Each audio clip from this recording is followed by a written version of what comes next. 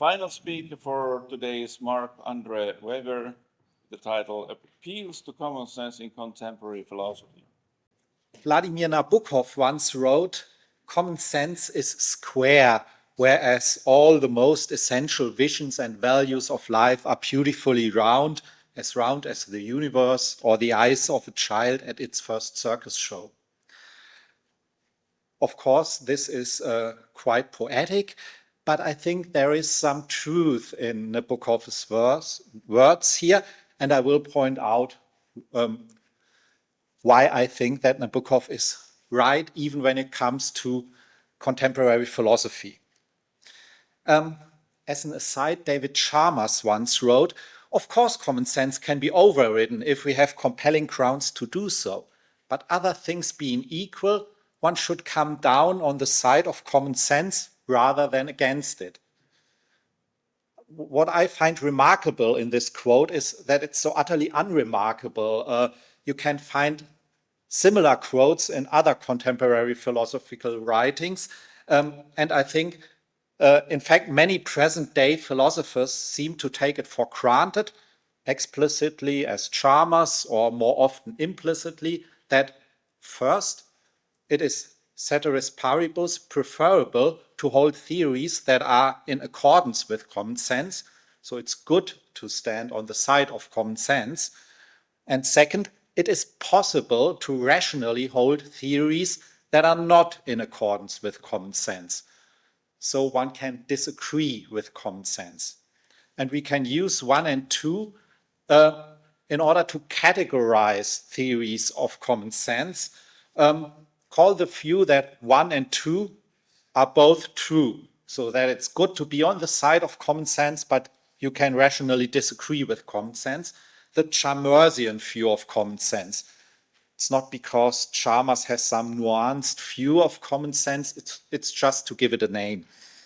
And according to Chalmersians, common sense functions as an asset, something that is nice to have, an advantage for a specific theory, or maybe only as a tiebreaker, something you use if everything else is equal. The Chalmersian view comes under pressure from two sides, because one can also hold the view that 1 is true, it's good to be on the side of common sense, but 2 is false. One cannot rationally disagree with common sense.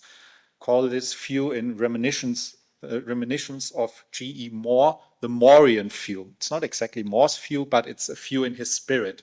And according to Mooreans, common sense functions as a preselector. So only theories that are in accordance with common sense are life options for you. But the Chalmersian view can also come under pressure from another side. We can also hold the view that 2 is true. It's possible to disagree with common sense, but 1 is false. It's not even preferable to be on the side of common sense. I call this view the Churchlandian view because Churchland pointed to the many ways in which common sense has gone wrong in the history of humankind, or especially human science, and especially common sense psychology.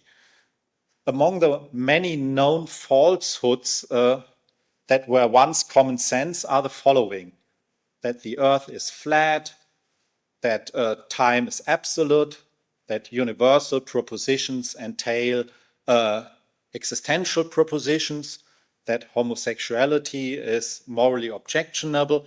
All these things have once been common sense, but are, of course, false. And according to Churchlandians, common sense functions as a will-o'-the-wisp, as a ghost light that lures us onto the wrong path, at least as often as onto the right one. The dictionary Merriam-Webster defines common sense as sound and prudent judgment based on simple perception of the situation of facts.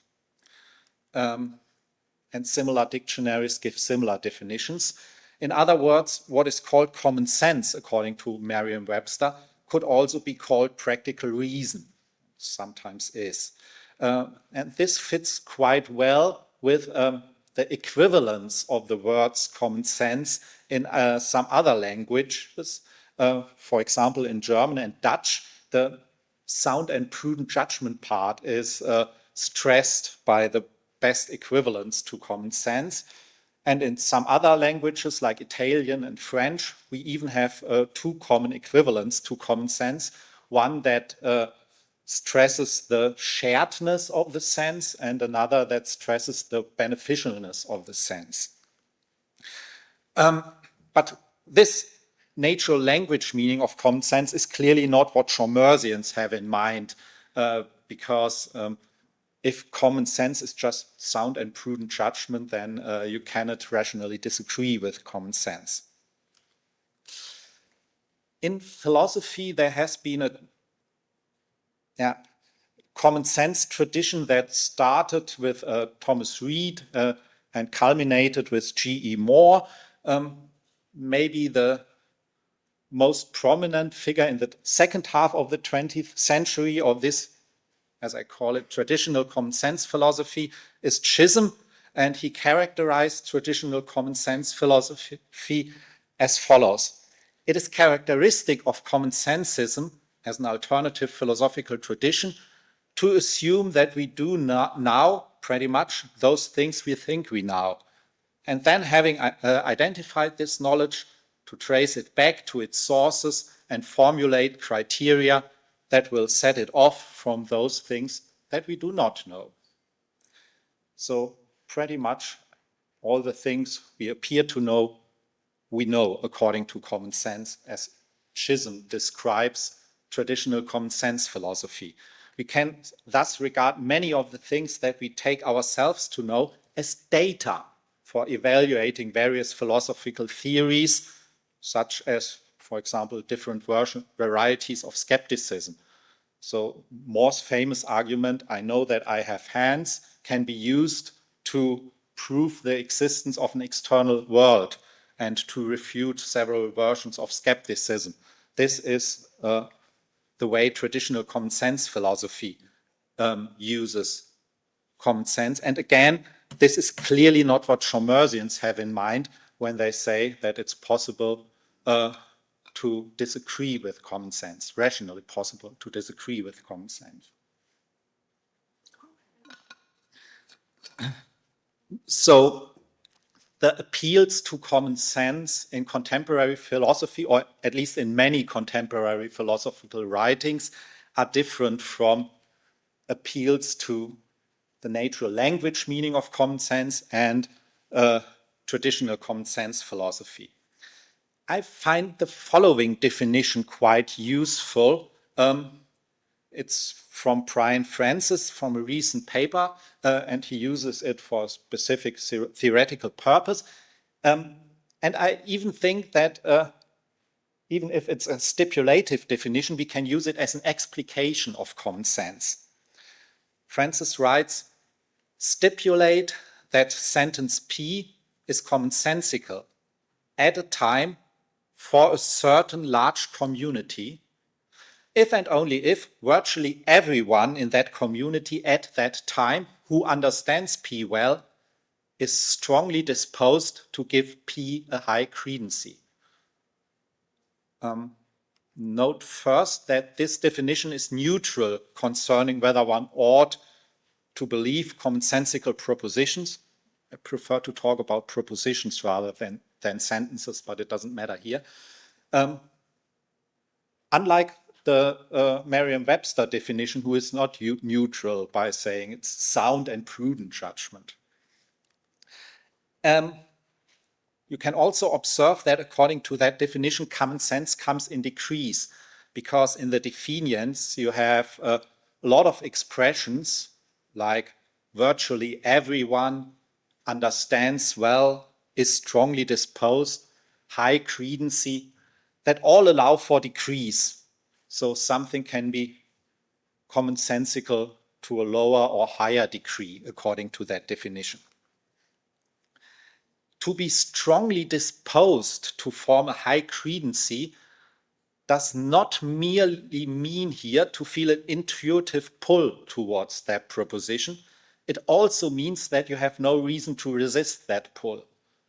For example, I still feel an intuitive pull to believe that the naive comprehension axiom is true, which says that for any given property, there is a set that has as elements exactly those things that have that property.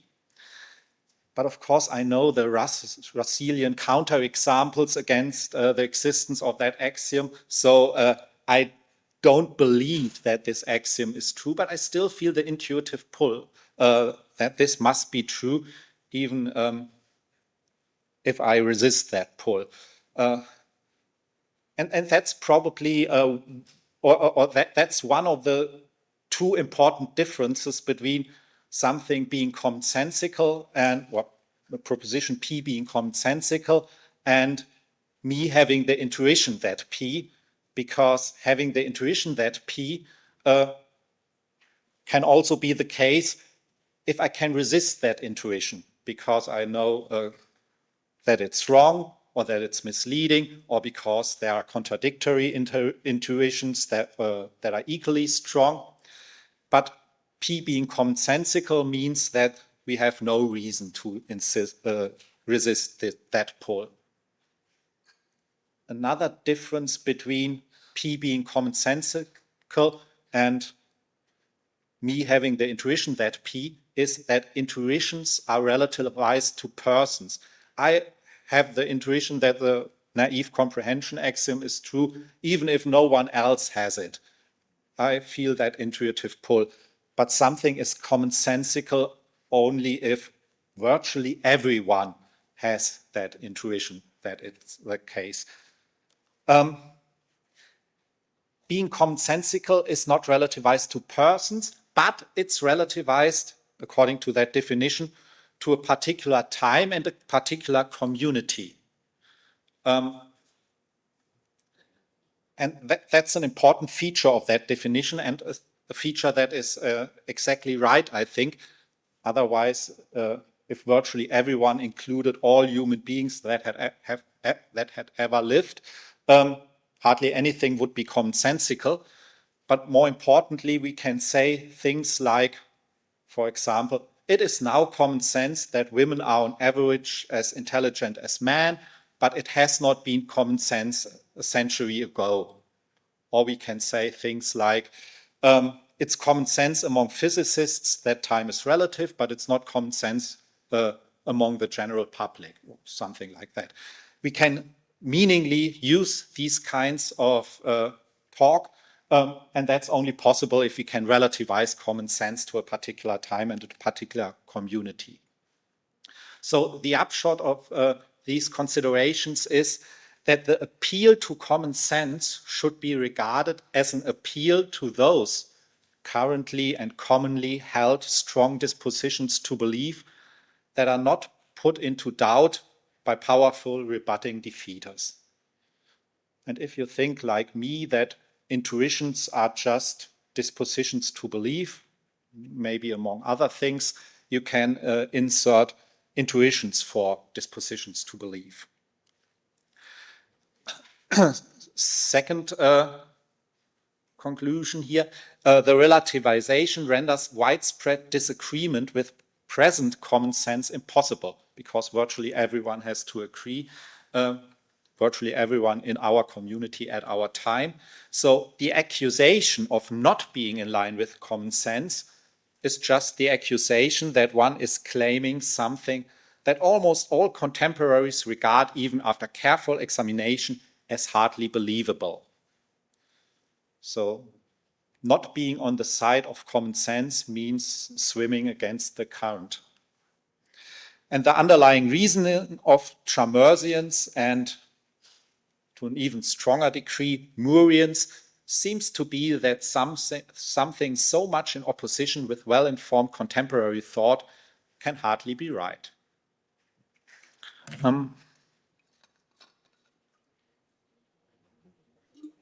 But of course it can.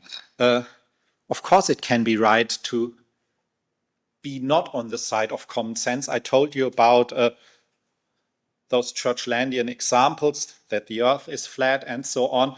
So many things that were once taken to be common sense are now refuted.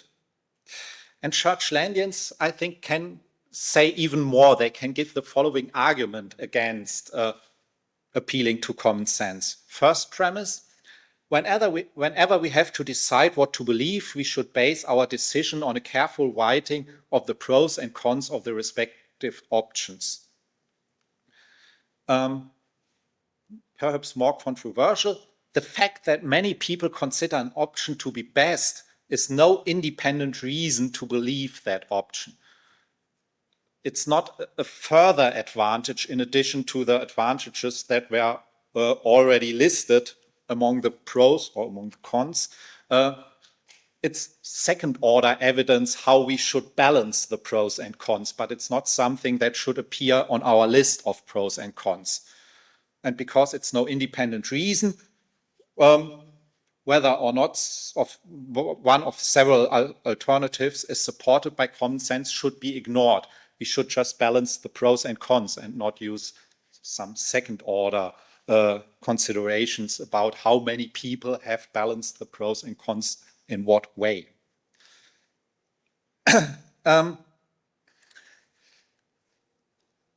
Let's focus on theories, whether they are commonsensical or not. Other cases are, I think, derivative from them. If we have different theories and have to choose between different theories, what criteria can we use? Perhaps the most important criterion is explanatory power. We should choose, other things being equal, the theory that explains our data best. Another important criterion is simplicity. Other things being equal, we should choose the theory that is more simple, more uniform, ontologically more parsimonious. Maybe there are other criteria as well. A criterion that is often named is the criterion of conservativeness. Other things being equal, we should choose those theories that are closer to what we believe already. And I think an appeal to common sense is nothing else than an appeal to a criterion of conservativeness. And this is also supported by the following quote of David Lewis. A worthwhile theory must be credible, and a credible theory must be conservative. It cannot gain and it cannot deserve credence if it disagrees with too much of what we thought before. And much of what we thought before was just common sense. Common sense is a settled body of theory, unsystematic folk theory, which at any rate we do believe. And I presume that we are reasonably to believe it, most of it. Common sense has no absolute power in philosophy. It's not that the folk know in their blood what the highfalutin philosophers may forget. And it's not that common sense speaks with the voice of some infallible faculty of intuition. It's just that theoretical conservatism is the only sensible policy for theorists of limited power who are duly modest about what they could accomplish after a fresh start. Part of this conservatism is reluctance to accept theories that fly in the face of common sense. I do not agree with Lewis that common sense is a body of unsystematic folk theory. I think we should relativize common sense to community and time, and then we can speak about common sense among physicists and so on. But I agree with Lewis that common sense and conservatism is more or less the same.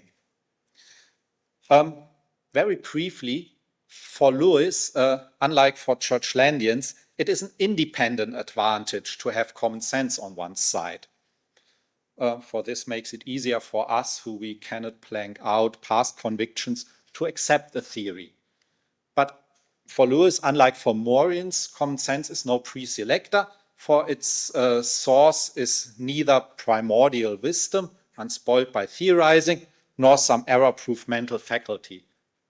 much of what we know could theoretically be false. Now, in answering that, Churchlandians may point out that conservatism is not an intrinsic quality of a theory, but a property it has only in relation to a specific scientific community. We can imagine two scientific communities who are not in touch with each other, and two theories, A and B are roughly equal in terms of explanatory power and simplicity. And a criterion of conservativeness may suggest to the first community to believe theory A, because it's closer to what they already believe, and to the second community to believe theory B, because it's closer to what they already believe. And this seems weird that two different scientific communities should believe different scientific theories. Well, Churchlandians may point out that only intrinsic qualities of theories should play a role in balancing the advantages and disadvantages of those theories. Well, Chalmersians who take common sense to be a tiebreaker and not, as Lewis, to be an asset that plays always a role. But if common sense is just a tiebreaker that we use if other things are equal, then we could reply that we pay ample attention to intrinsic qualities, and only if those intrinsic qualities come out equal, we use common sense. But those Chalmersians still have to explain first why common sense is better justified as a tiebreaker than other conceivable candidates. Why not prefer, for example, theories that foster civilizatory progress to a higher degree, or that make us happier or more moral?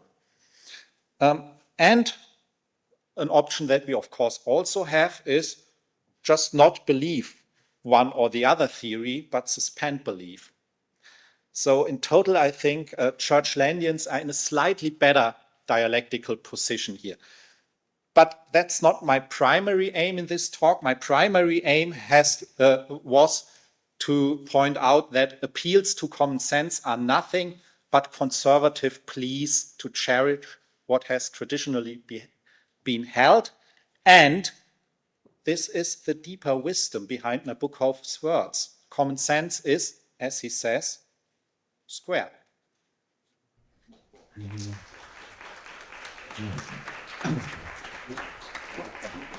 So there's time for a couple of questions. Let's have Polaris way back there. And there.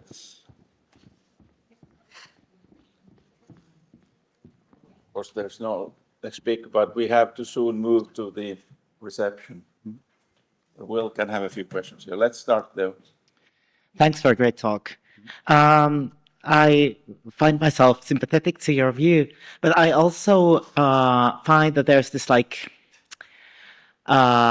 fundamental problem with scrutinizing views, which is that we don't have enough time and cognitive bandwidth to scrutinize each and every view, right?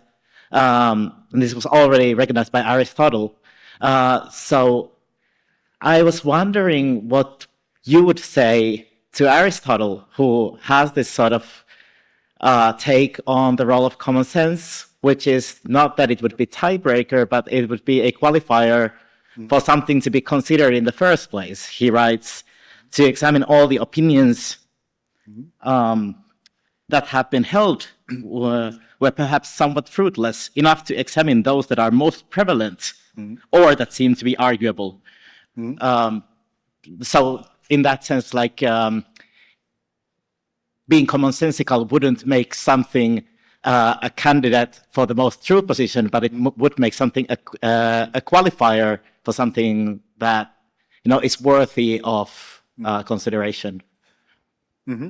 I would say when it comes to decisions how we should act, and we have to act somehow, then it's maybe a good idea to say, okay, we are not sure which theory of action is correct, so let's act in accordance with the theory that is supported by common sense.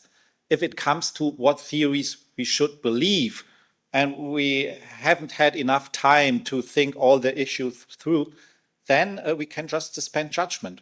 We still have this option. Okay, so we have next.